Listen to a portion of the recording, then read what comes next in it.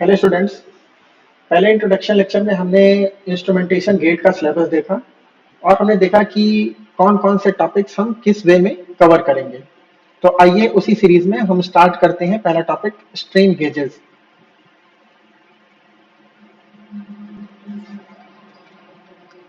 Strain gauges. तो strain gauge start करने से पहले मैं आप लोगों को कुछ छोटे छोटे डेफिनेशंस बताना चाहूंगा। जैसे what is strain. What is strain.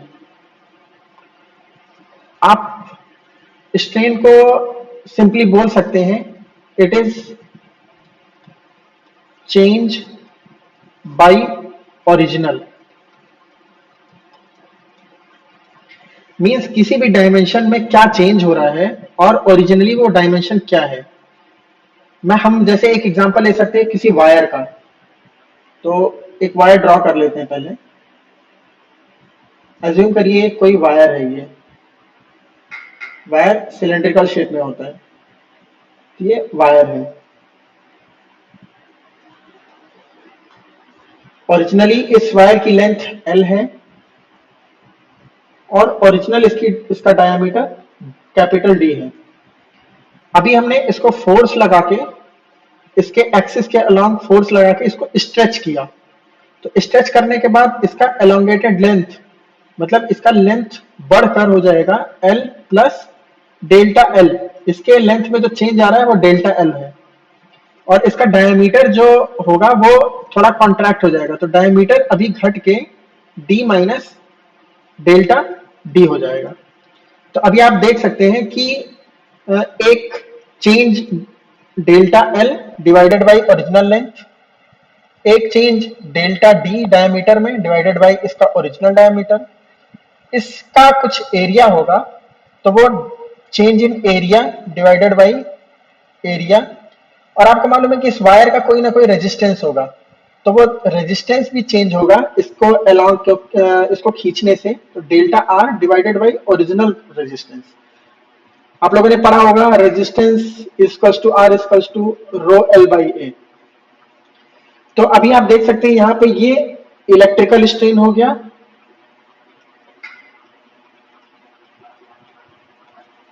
और ये मैकेनिकल स्ट्रेन हो गए।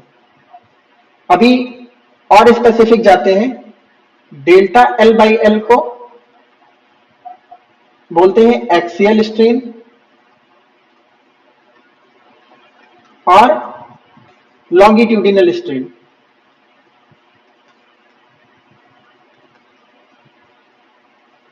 और डेल्टा D बाई D को बोलते हैं ट्रांसवर्स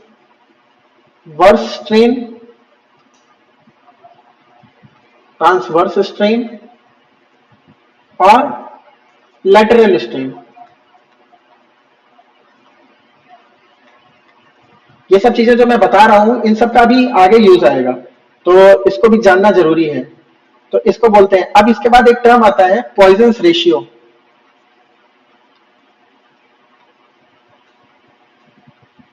पॉइजन्स रेशियो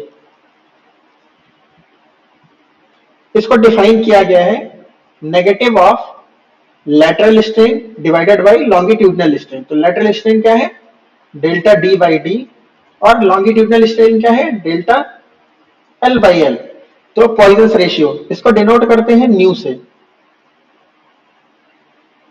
तो nu equals to minus delta D by D divided by delta L by L। तो आपने देखा रिलेशन एक्सियल और लैटरल स्ट्रेन। हेलो एवरीवन, अगर आप गेट ईएससी 2023 के लिए प्रिपेयर कर रहे हैं तो आप अन अकेडमी के कुछ बैचेस को ज्वाइन कर सकते हैं जो कि आपके 8 दिसंबर से स्टार्ट हो रहे हैं। ये बैच इलेक्ट्रिकल के लिए है। इन बैचेस को ज्वाइन करने के लिए आपको अन अकेडमी का प्लस सब्सक्रिप्शन लेना होगा, जिसके लिए आपको विद्या ट्रांस लाइव कोड का अगर आप इस्तेमाल करेंगे तो आपको 10% ऑफ वहां पे मिल जाएगा। ठीक है, जैसा कि आप देख पा रहे होंगे इंडिया की टॉप फैकल्टी अनअकैडमी के साथ जुड़ी हुई है, तो आप भी प्लस सब्सक्रिप्शन लीजिए और इंडिया की टॉप फैकल्टी से पढ़ने का मौका पाइए। ये इलेक्ट्रिकल के लिए बैच है और सेम आपका ईसीई के लिए भी बैच है, जो कि आपका 8 दिसंबर 2021 से स्टार्ट हो रहा है। ठीक है, तो जल्दी जल्दी कीजिए, आप ज्वाइन करिए, अर्ली प्रिपरेशन को स्टार्ट कीजिए, जिससे जब आप गेट 2023 का एग्जाम देने जाएं तो आपकी प्रिपरेशन तब तक बहुत अच्छी हो चुकी होगा। Thank you very much. में अब एक लॉ होता है हुक्स लॉ।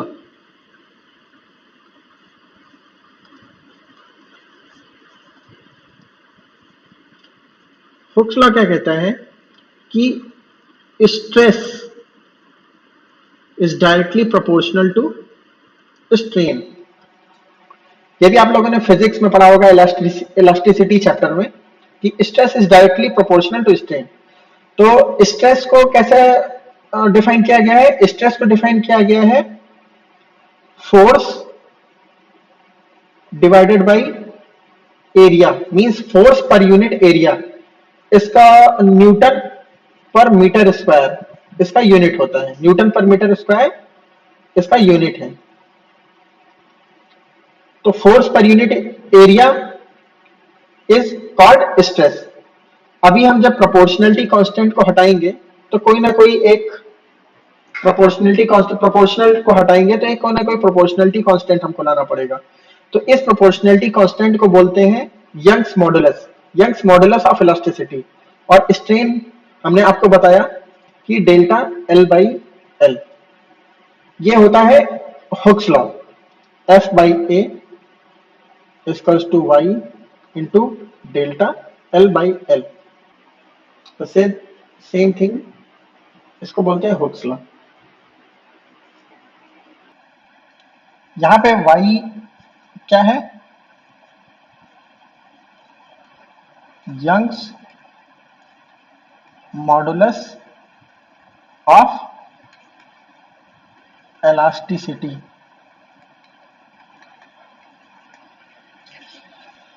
तो आपने देखा कि ये रिलेशन यंग्स मॉडुलस स्ट्रेस और स्ट्रेन में।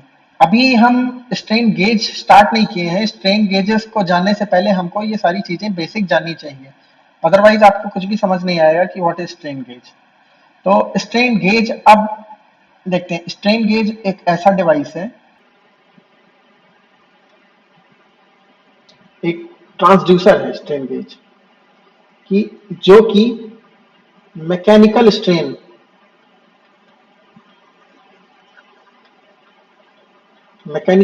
को इलेक्ट्रिकल स्ट्रेन में कन्वर्ट करता है।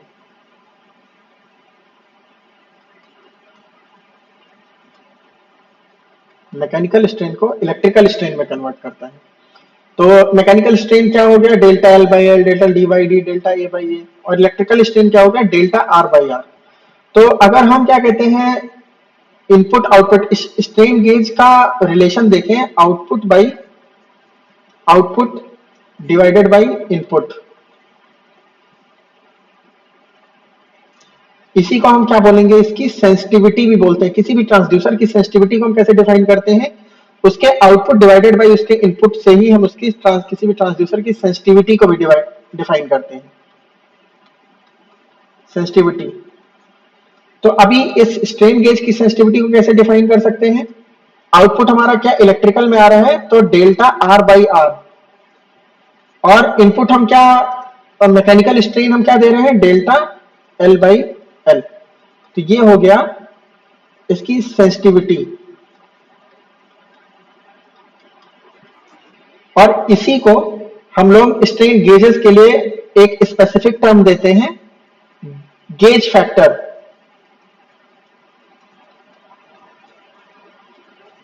आप लोगों ने बहुत बार सुना होगा gauge factor of strain gauge, lambda. इसको लैम्डा से डिनोट करते हैं। तो गेज फैक्टर क्या हो गया?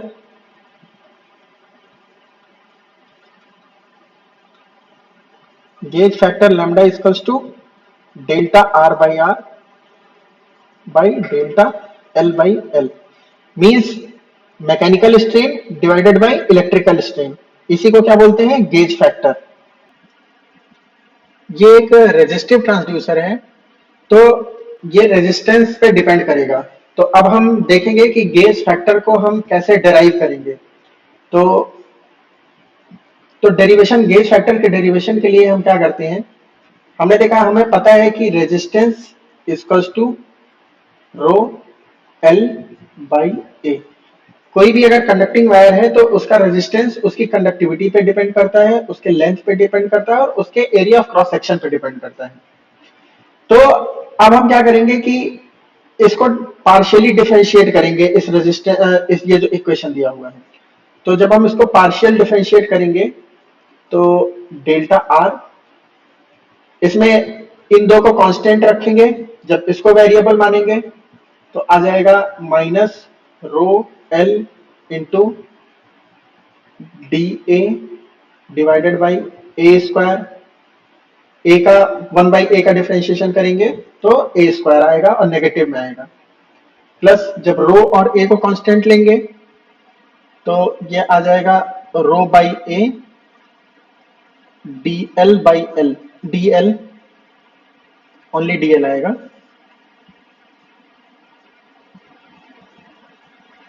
उसके बाद जब एल और ए को कांस्टेंट लेंगे तो L by A D row.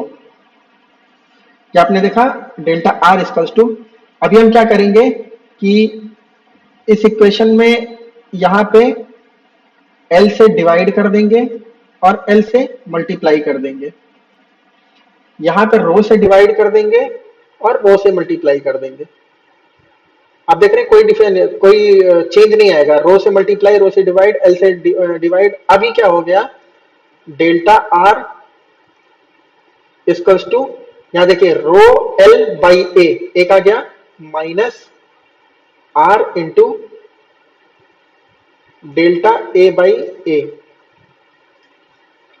Plus ये rho L by A R हो जाएगा R into delta L by L, plus ये rho L by A R हो जाएगा R plus R into delta rho by rho. अभी इन are को common लेके इधर ले आएंगे तो ये आ गया delta R by R equals to delta L by L plus delta rho by rho plus minus delta A by A. यहां तक तो कोई डाउट नहीं है ना। अभी इसके बाद अब हम क्या करेंगे, हमको पता है कि एरिया इक्वल्स टू उसका area of cross section pi D square by 4। Pi R square होता है, आर की जगह डी बाई 2 रखेंगे, आर की जगह डी, रेडियस जो होता है डायमेंशन का हाफ होता है, तो आर की जगह जब डी बाई 2 रखेंगे तो ये पाई डी स्क्वायर बाई 4 हो जाएगा। इसको भी जैसे इसको पार्शियल डिफरेंशिएट किया, इसको भी जैसे पार्शियल डिफरेंशिएट करेंगे तो delta A equals to pi by 4 into 2d into delta D. अभी ये pi by 4 into 2d into delta D इधर हो गया। अब डेल्टा ए, इसको एरिया बनाने के लिए d से मल्टीप्लाई कर देंगे और d से डिवाइड कर देंगे और 2 से भी फिर मल्टीप्लाई कर देंगे, 2 से मल्टीप्लाई 2 से डिवाइड, तब ये पाई डी स्क्वायर बाई 4, तो ये आ जाएगा pi D square by 4 into 2 delta D by D. अब ये ए हो गया, ये delta A by A equals to 2 delta D by D. इसको यहां पे अब हम पुट करेंगे तो ये आ जाएगा delta R by R equals to delta L by L plus delta rho by rho minus 2 delta D by D. अब पूरे इक्वेशन को डेल्टा एल बाई एल से डिवाइड कर देंगे तो आ जाएगा delta R by R divided by delta L by L equals to, इसको डिवाइड करेंगे तो ये 1 आ जाएगा, इसको डिवाइड करेंगे तो -2 delta D by D divided by delta L by L plus delta rho by rho divided by delta L by L. हमने अभी पहले देखा था पॉइजन्स रेशियो, आपको याद होगा पॉइजन्स रेशियो हमने देखा था, Poisson's ratio minus delta D by D divided by delta L by L equals to nu. अभी इसका यूज हम यहां पे करेंगे तो ये हो जाएगा, अभी हमने देखा ये delta R by R divided by delta L by L equals to gauge factor, तभी हम इसको लिख सकते हैं gauge factor equals to 1 plus 2 nu, वहां पे नेगेटिव था, minus D by D divided by delta L by L equals to nu था, तो यहाँ पे ये होल ये माइनस की जगह पूरा रखेंगे तो ये +2 न्यू हो जाएगा, don't be confuse please, plus delta rho by rho divided by delta L by L. अब इस गेज फैक्टर में ये चेंज ड्यू टू रेजिस्टेंस, ये sorry change due to length, ये चेंज ड्यू टू डायमीटर और ये चेंज ड्यू टू रेजिस्टिविटी।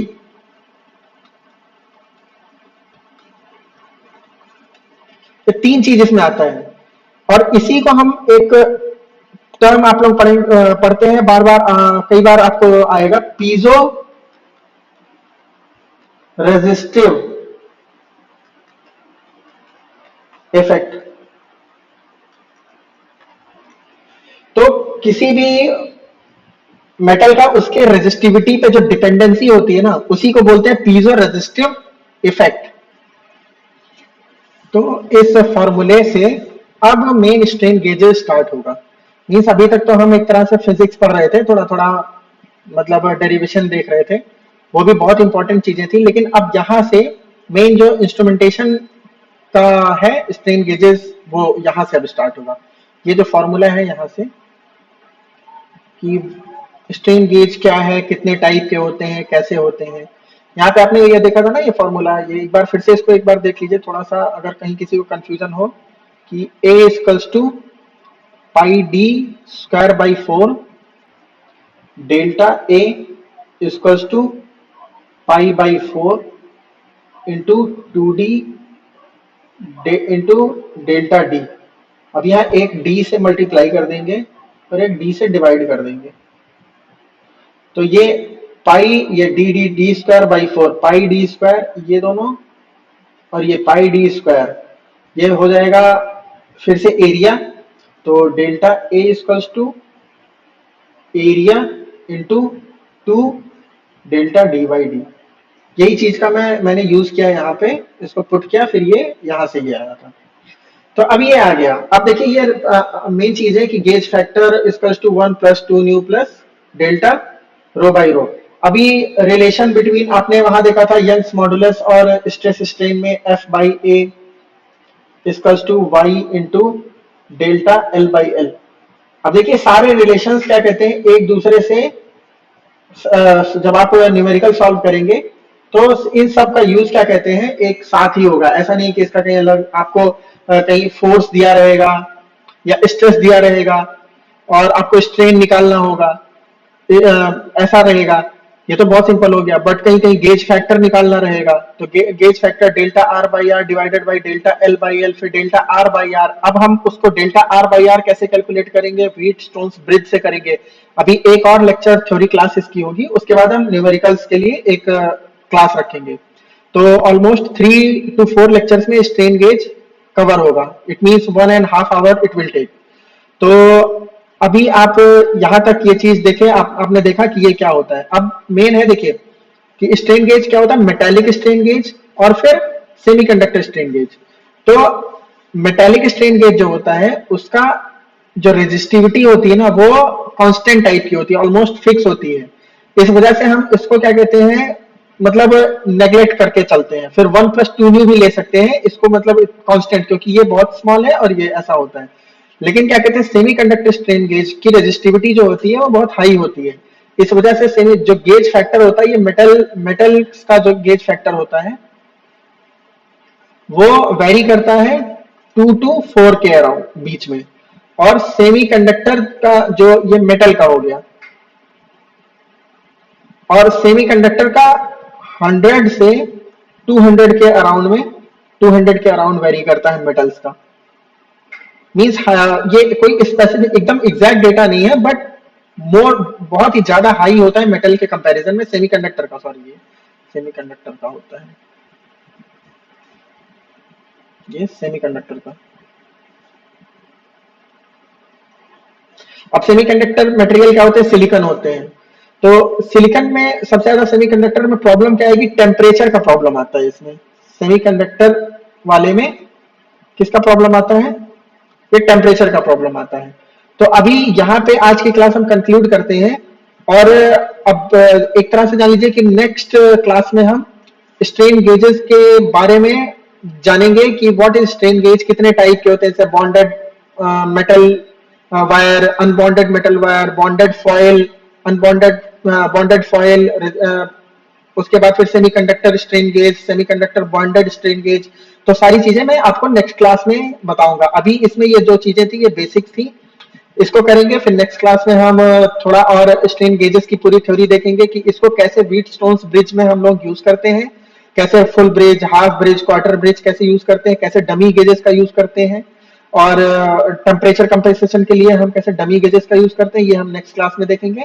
उसके बाद हम एक गेट के क्वेश्चंस का सॉल्यूशन करेंगे, कम से कम 5-6 क्वेश्चंस, जो इंपॉर्टेंट क्वेश्चंस ऐसे हैं जो रेलेवेंट हैं, जिसके थ्रू आप पूरा कोर्स, मतलब पूरा स्ट्रेन गेजेस समझ सकते हैं।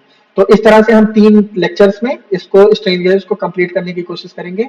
तो आप लोग देखते रहिए, और थैंक यू सो मच।